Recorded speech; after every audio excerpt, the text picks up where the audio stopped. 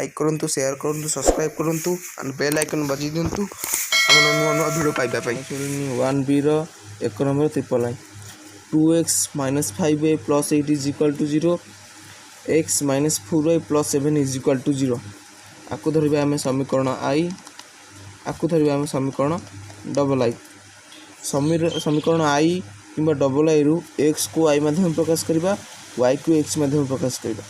x को i माध्यम प्रकाश करबा कोन x पदटी को बाम पटे रखिबा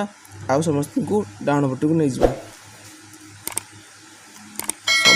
हम लिखे समीकरण डबल i रु मन करम नैली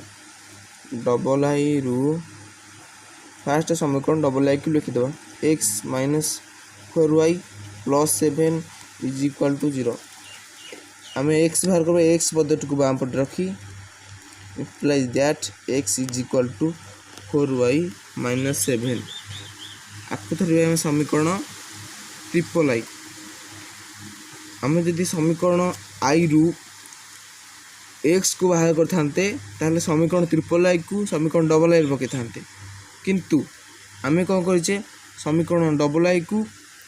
डबल i रु x मूल्य बाहर करछे सेथि पई हमें ट्रिपल i को समीकरण i रे पकेबा हम लिखिबा समीकरण ट्रिपल i को समीकरण i रे प्रयोग करा जाऊ फर्स्ट हम समीकरण i टा को लिखि देबा 2x - 5y + 8 = 0 हमें x रो मूल्य ठीक पुट करी हमें y रो मूल्य पाइबा x जगह x रो मूल्य पकई देबा 2 * 4y - 7 ब्रैकेट -5y + 8 = 0 2 इंटू कर देबा 2 * 4y 8y -7 * 2 -14 -5y + 8 = 0 8y - 5y implies that 3y -14 + 8 6 = 0 3y = 6 y एपटे गुणा है एपट गला हरा हम 6/3 = 2 आम y रो मूल्य को समीकरण i डबल i कि ट्रिपल i रे प्रयोग करी x रो मूल्य निरूपण करिबा